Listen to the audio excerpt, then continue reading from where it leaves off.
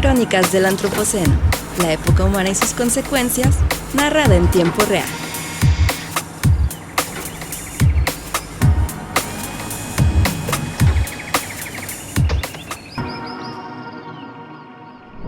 Hola, ¿qué tal? Y bienvenidos a Crónicas del Antropoceno. Yo soy Víctor González y conmigo Nana Romo. Hola, hola. Y nos acompaña también hoy Pati Espinosa Magaña, mejor conocida aquí por nosotros en la oficina como Pati. Bienvenida, Pati. Hola, muchas gracias. Pati es miembro del equipo aquí del Museo de Ciencias Ambientales, que está haciendo también una investigación. Se encarga del área de desarrollo comunitario y está haciendo una investigación que tiene que ver con huertos educativos y comunitarios.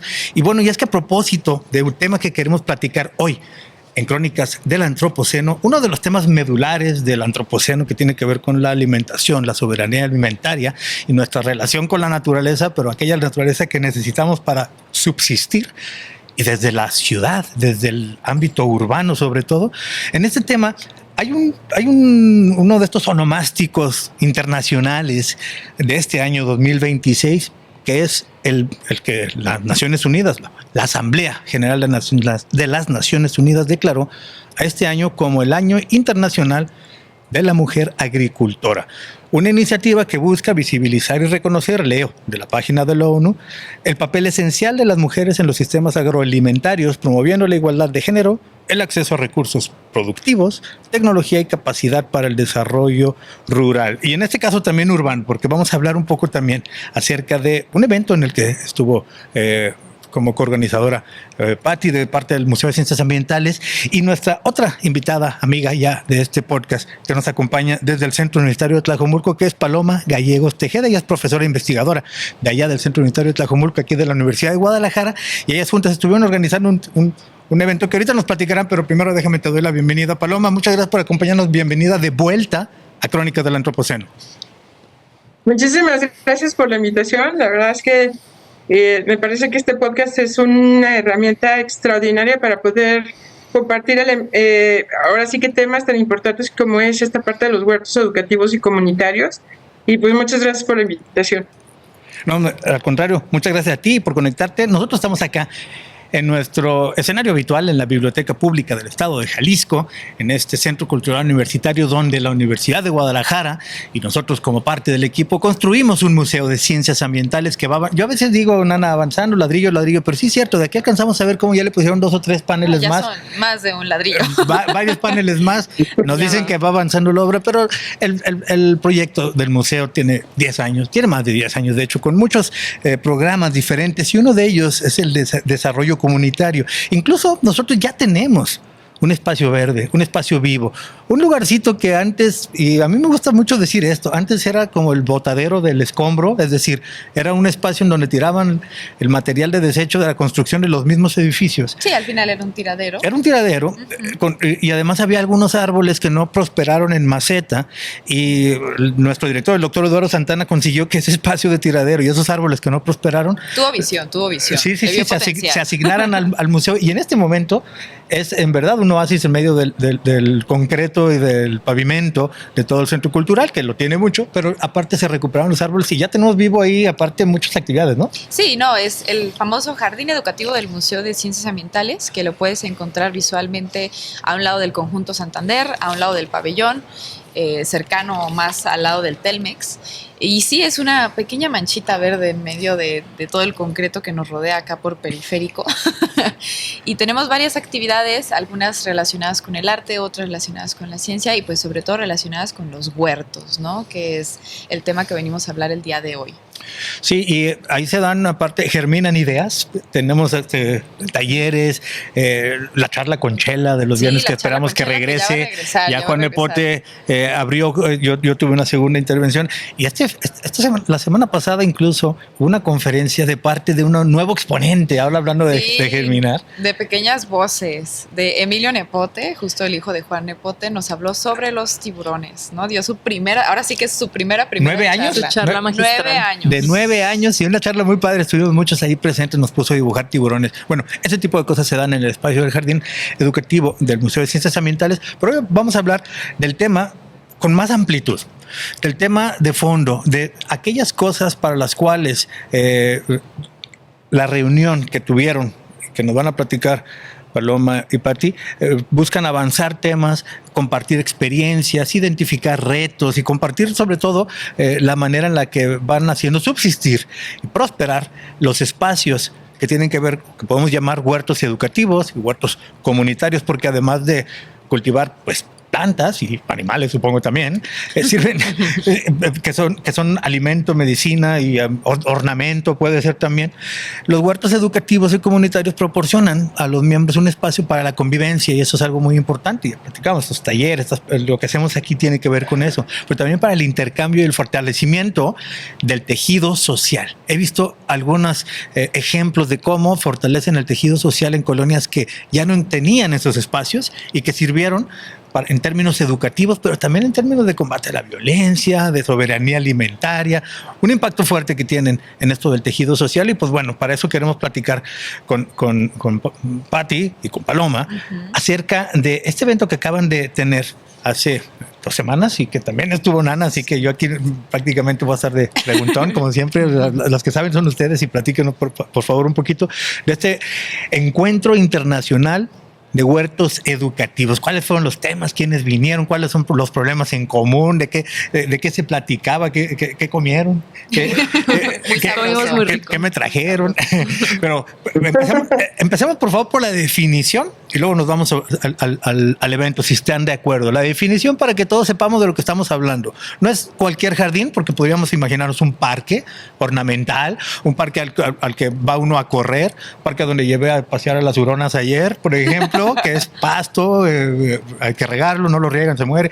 Este tiene que ver más con la convivencia, con el intercambio. Ayúdanos, Pati, a definir qué es lo que hace un espacio público, colectivo, de plantas, un huerto educativo o un huerto comunitario. ¿Cuál es la diferencia? Justo pues tiene que ver con el intercambio de saberes y prácticas que se da en el espacio. Si bien un jardín o un parque puede ser un lugar donde se cultivan plantas medicinales, aromáticas, árboles frutales, cuando se da una integración comunitaria y las personas comienzan a apropiarse del espacio, a hacer uso y a decidir sobre el espacio, es cuando podemos hablar que es un espacio comunitario y un espacio educativo, ¿no? Justo porque se da toda esta integración y diálogo de saberes. Entonces creo que ahí es donde está la clave para distinguirlos de otros espacios o áreas verdes que encontramos pues de manera habitual en la ciudad, pero ya cuando se da pues sí esta integración comunitaria es cuando podemos ya nombrarlo de esa manera. Tú eres parte de un proyecto así, ¿no?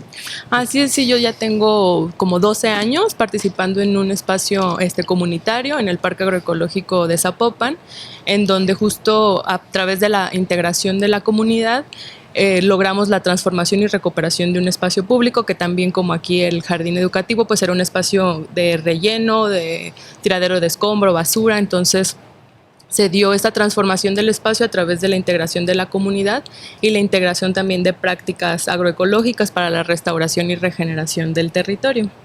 Algo que se me hace bien interesante, que a lo mejor Paloma y Pati y ahorita nos puedan platicar, es que justo en el encuentro a mí me toca aprender que estos espacios suelen surgir de la resistencia, ¿no? De la resistencia a que necesitamos algo, se necesita el alimento, se necesita el espacio, y es la comunidad la que se organiza para crearlos, y eso se me hizo muy interesante.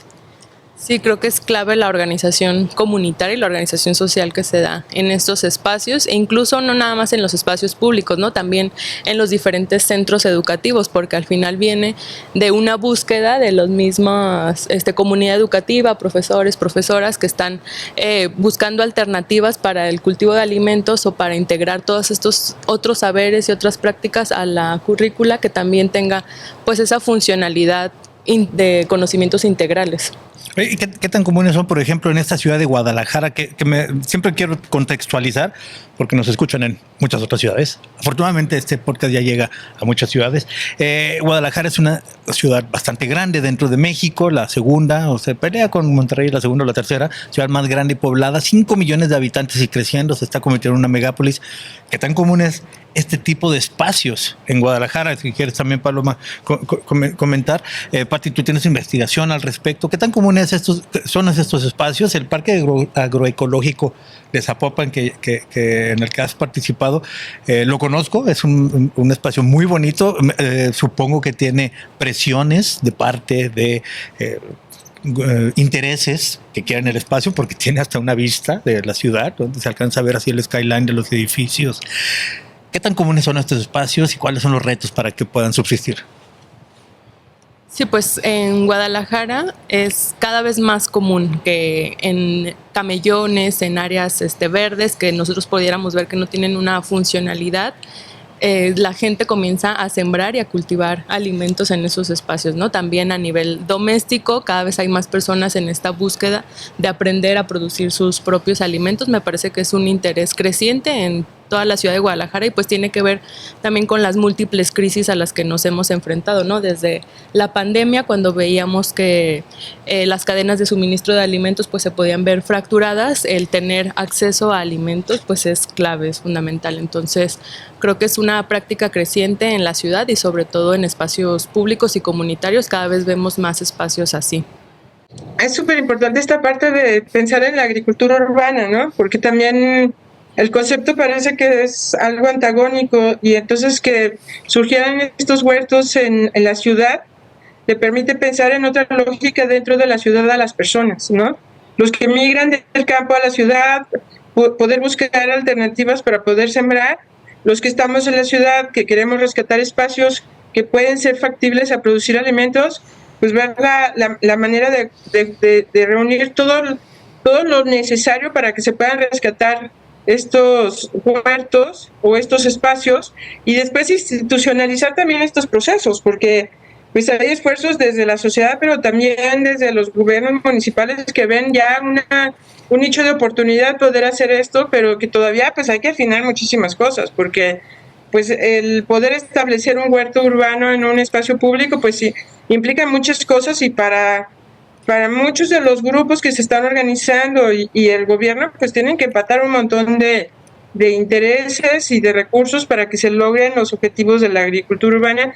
Y como dice Patti, la verdad es que en Guadalajara ha habido todo un proceso que empezó desde el 2000 para poder implementar estos espacios, y que cada vez se vaya ganando, como tanto en espacios como en escuelas, porque también entrar a una escuela y hacer un huerto y después consolidarlo y poder generar los procesos para que se mantengan, es todo un reto, ¿no? Y después pues rescatar los espacios públicos, que también hay toda una dinámica de estas reservas territoriales a nivel municipal y estatal, cómo rescatarlos y darles un uso para evitar la invasión, pero que también al mismo tiempo permitan a la comunidad tomar decisiones sobre el espacio. Es todo un tema. Y entonces llegan estas propuestas de huertos educativos que te permiten darle una estructura y darle un objetivo y darle, ahora sí que se pueda visibilizar el valor y reconocimiento de estos espacios para la construcción de otras comunidades dentro de la ciudad. Es extraordinario, ¿no? Oye, Paloma, Patti, ¿y cómo esto se conecta con los retos que tienen en la ciudad de Guadalajara, en los diferentes sectores en Guadalajara? Paloma, tienes además un proyecto de agricultura regenerativa y estás muy cerca de la formación de recursos humanos. ¿Cómo se conecta esto con otros ejemplos de otras ciudades, de otras latitudes que ustedes pudieron visualizar dentro del encuentro internacional que tuvieron de huertos educativos? Pues un reto importante que creo que es un común en diferentes espacios o diferentes territorios donde se practica pues la agricultura urbana es la sostenibilidad de los huertos, ¿no? Tanto en espacios educativos y comunitarios, ¿no? ¿Cómo hacemos para que después de un proyecto o de una intervención como muy concreta que se tuvo en cierto proceso, ese huerto o ese espacio se logre mantener a través del tiempo, ¿no? Y por todos los múltiples factores que complican que ese proceso se le pueda dar continuidad. Entonces, creo que es fundamental ver cómo o qué es lo que está incidiendo para que esos huertos se sostengan en el tiempo, con apoyo institucional o sin apoyo institucional, pero a través de una comunidad sólida que se pueda hacer en el espacio.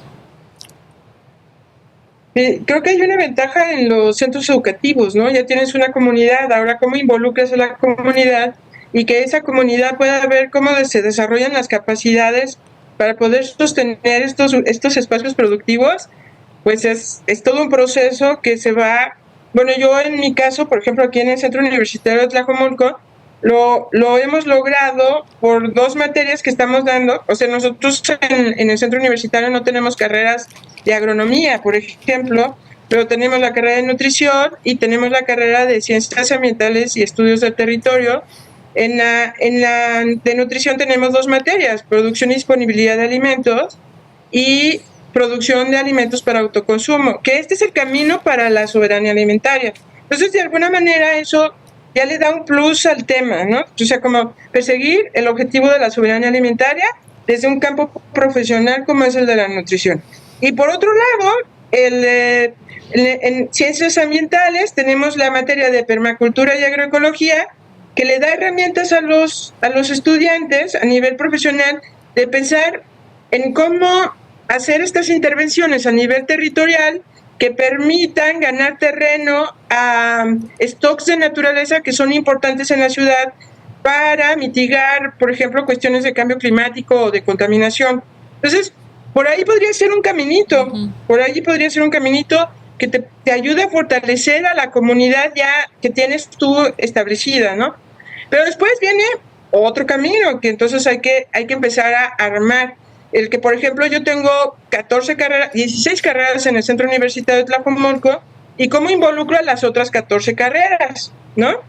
Entonces, por ejemplo, en el Centro Universitario tenemos el programa de formación integral, que se le conoce también como Horas Vivas, y entonces yo oferto 2 talleres que son para todas las carreras, que es el de huerto universitario, que se lleva a cabo una vez a la semana, entre semana, y tengo el sábado agroecológico, que se lleva 3 sábados durante el semestre, durante 4 horas, de 4 a 5 horas. Y entonces hago una inmersión para todas las carreras con el tema, y entonces ahí yo he descubierto, por ejemplo, esta parte del interés de los muchachos.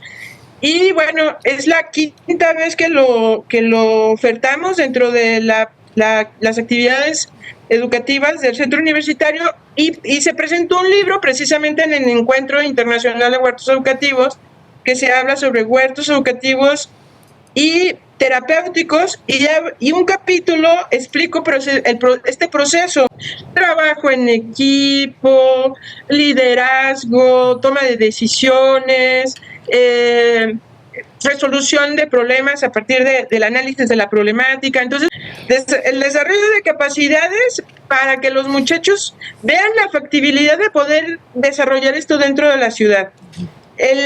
La valoración del patrimonio agroalimentario para cuidar esos recursos alimentarios que son indispensables para que la ciudad pueda prosperar.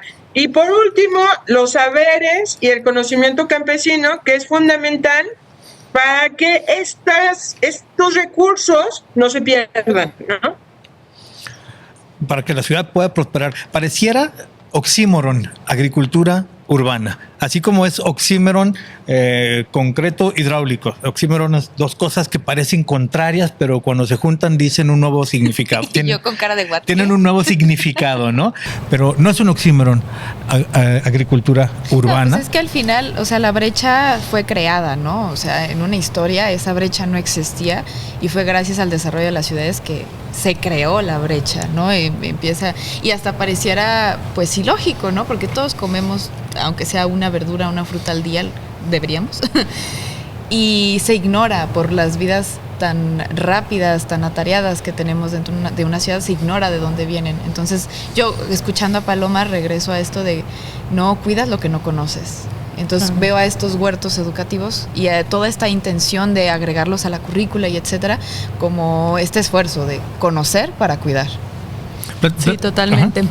Creo que pues la clave de la agricultura urbana y de todo el potencial multifuncional que tienen estos espacios de huertos educativos y comunitarios es la conexión que nos da también con nuestros alimentos y con la naturaleza, ¿no? En una ciudad donde pues vivimos todo el tiempo acelerados, no sabemos cómo se producen nuestros alimentos, no sabemos de dónde vienen, no sabemos cómo fueron cultivados, entonces es como muy lindo llegar a estos espacios y conectar en un espacio natural con ese alimento, saber de dónde viene y además probarlo, ¿no? La primera vez que pruebas un alimento que tú cultivas te cambia totalmente la perspectiva, entonces creo que eso es una parte como bien importante de estos espacios que hay que reconocer también. Que es bonito, pero al mismo tiempo tiene de trasfondo algo muy importante, algo muy profundo, ¿no? Tu relación con el alimento, además de que no tuvo que ser transportado desde muy lejos, de que no está lleno de los pesticidas que la industria utiliza. Nosotros aquí, gracias al Jardín Educativo, tenemos la provisión de rábanos. Zanahorias. Lechuga. ¿Cómo se llaman los que trajeron? ¿Guamuchil? Guamúchiles. Y la que usa, que Gina siempre hacía agua de ¿qué es? De arrayán. De arrayán. De arrayán. Eso o ya de moringa. Y es un jardincito que provee aquí a varios y a veces chiles. Y a veces chiles. No, están en proceso ahorita. ¿Están en proceso? Sí. Hay una pequeña milpa, pero esa es más que nada para dar la explicación, no es que produzca mucho. Pero según entiendo, maíz palomero ya está saliendo de ahí. Sí. Y hasta café nos hicieron el otro día. Sí, no hay con un par de plantitas que tienen y ya. Tenemos un pequeño espacio que llamamos o denominamos huerto escuela y milpa escuela, porque justo es demostrativo, pero a pequeña escala nos ha dado pequeños regalos, ¿no? Pequeños regalos como excusa para reunirnos y comer poquito. Que de hecho esto me regresa un poquito a esta parte que decías de reconocer, y recordando lo que mencionabas en un inicio del Año Internacional de la Mujer Agricultora, pues es bien interesante, ¿no? Que aquí estamos, pues, mujeres que organizan incluso la Red Internacional de Huertos, que para mí fue no sorprendente, sino muy valioso ver en el encuentro que realmente hay mucha intervención de mujeres en este tipo de prácticas y experiencias y cómo se relacionan mucho con el cuidado y la alimentación, ¿no? ¿Qué me dirían de eso?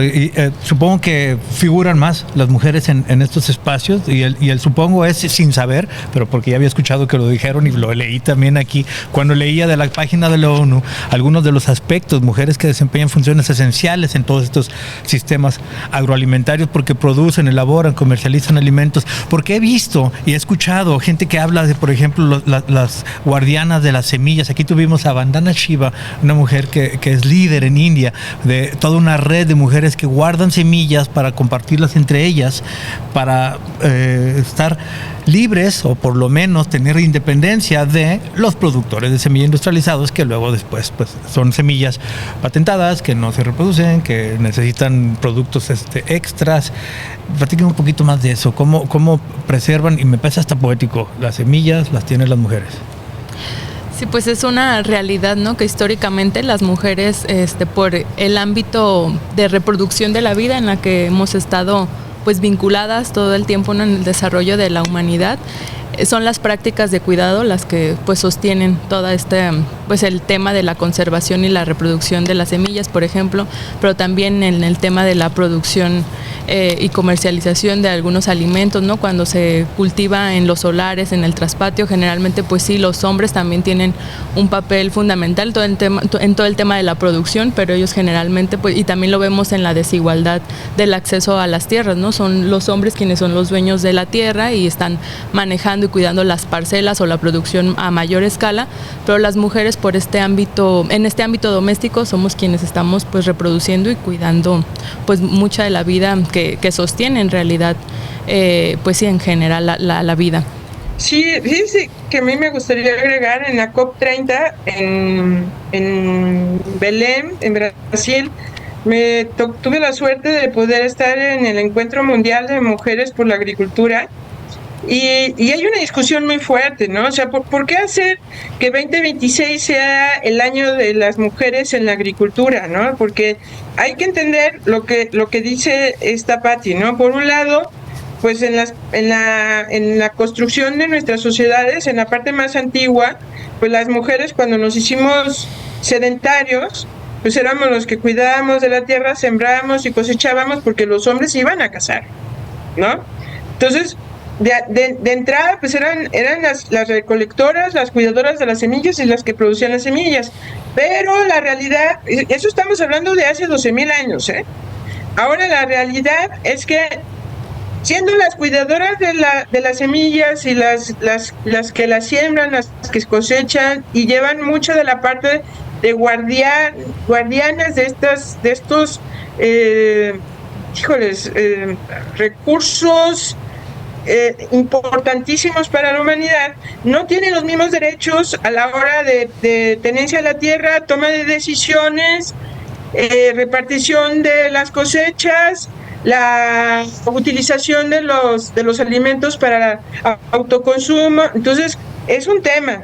Está muy interesante porque a nivel internacional, en derechos internacionales, la discusión era cómo se garantizaba el acceso a esa toma de decisiones y a esos terrenos o a esos territorios a las mujeres para que puedan también tener más posibilidades ante cuestiones como, por ejemplo, contaminación, la agroindustria, el cambio climático, y eso fue muy interesante, ¿no? Como a nivel internacional, pues tenemos que darle como ese peso a las mujeres y pues bueno, y reconocerles esa labor que han hecho durante, ahora sí que la consolidación de la sociedad como la conocemos ahora, ¿no?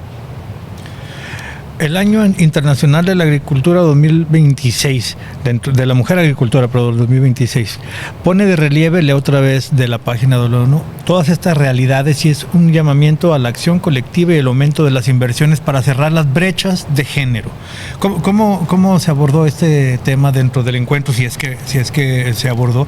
¿Y qué otros temas trajeron los visitantes de otro lugar? ¿De dónde venían y de qué hablaban? ¿Cuáles eran los temas que pudiéramos figurar, con los que quisiéramos ya cerrar y dejarle aquí a nuestro auditorio que sepan cuál fue la conversación en el 12º Encuentro Internacional de Huertos Educativos que ustedes dos estuvieron organizando? Sí, pues justo es uno de los ejes centrales del encuentro, tuvo que ver sobre cuidados y soberanía alimentaria. Entonces ahí es donde pues se integran todos estos temas y pues prácticas que identificamos que son las que están sosteniendo los procesos de los huertos educativos. Entonces, pues por un lado se abordó como de manera profunda con talleres, con charlas, mesas de diálogo, un montón de experiencias que se compartieron. Buscamos priorizar un diálogo horizontal entre todas las y los participantes. Entonces fue pues clave tener como estos ejes que guiaron la conversación, pero pues se dio como así que amplitud para el compartir y para diversificar todas las temáticas que se pudieron abordar durante el encuentro, porque fueron también muchos talleres prácticos que se tuvieron también relacionados, por ejemplo, con el compostaje, con alternativas también que podemos implementar en espacios pequeños, por ejemplo, en los huertos educativos en macetas, huertos en muros verticales. Entonces también la diversificación de actividades fue como bastante. Y bueno, también el intercambio de experiencias que se dio entre los participantes. Éramos personas pues que veníamos de todo México. Tuvimos una amplia participación del interior de la República y personas de Latinoamérica. Por ejemplo, venían personas de Chile, de Brasil, de Uruguay. Entonces se dio pues una conversación de Colombia también, de la red de huertos educativos de Colombia. Entonces pues sí, el compartir fue muy amplio. También tuvimos un intercambio de semillas. Entonces justo pues allí vimos, ¿no? Quienes estábamos en el círculo principal pues éramos mujeres, ¿no? Que llevábamos para intercambiar y compartir las semillas que se producen pues en los diferentes huertos en los que participamos. Entonces son espacios de diálogo e intercambio de saberes muy bonitos alrededor de este tema del cuidado y la soberanía. Y yo creo que es como materializar la práctica, ¿no? O sea, se está buscando en las reflexiones, en las discusiones, pues se está buscando compartir en el género, o sea, tanto hombres y mujeres, cómo te involucras, cómo generas estas nuevas masculinidades, pero también estas feminidades de conexión en donde todos estamos en este nivel de autocuidado y cuidado del otro. Y la verdad, en un sentido práctico, el encuentro fue como lo que debería de ser, ¿no? Como compartir entre hombres y mujeres con esta visión del autocuidado y del del interés que hay en tanto. O sea, es que estoy pensando, por ejemplo, en un taller que hubo sobre biofilia de maíz que dio un compañero que venía de Tlaxcala, que fue extraordinario, o sea, tocó nuestros corazones y realmente nos abrió a compartir entre todos, pues ese amor por el maíz, ese interés por el conocimiento de nuestras ancestralidades, el conectar como humanidad en el cuidado. Creo que es súper importante y tanto las mujeres como los hombres estamos en este camino y la verdad es que también el encuentro creo que tuvo un formato en donde permitió que todos los que querían compartir conocimiento y experiencia se le diera la oportunidad. Entonces, en ese sentido fue extraordinario como vivir esa experiencia, ¿no? Entonces, yo creo que para mí eso sería como con lo que me quedo del encuentro, esa posibilidad de cómo sumamos tanto hombres y mujeres en este tema y la posibilidad de hacerlo porque el tema te da la oportunidad, ¿no? Nana, tú también estuviste por ahí, a ver cuál es un comentario que nos pudieras decir de lo que destacó para tu interés dentro del intercambio, lo que hubo, qué comiste, qué nos trajiste.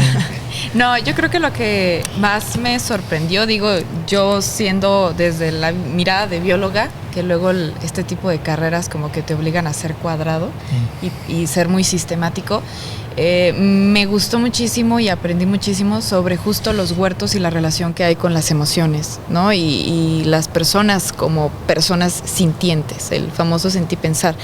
Porque normalmente uno como viendo los seres vivos dice, ay, pues tienen un ciclo de vida, sí, pero el ciclo de vida implica una persona que lo está cuidando, ¿no? O etcétera.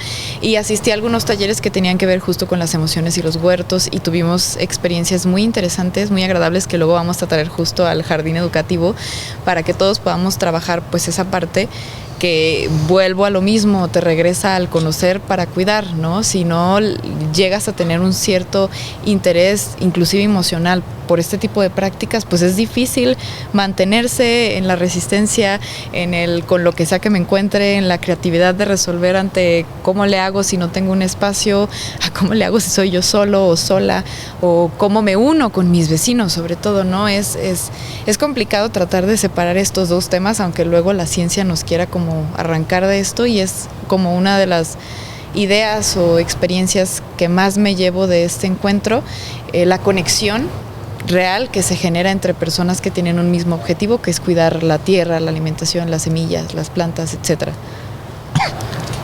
¿Cómo le hago?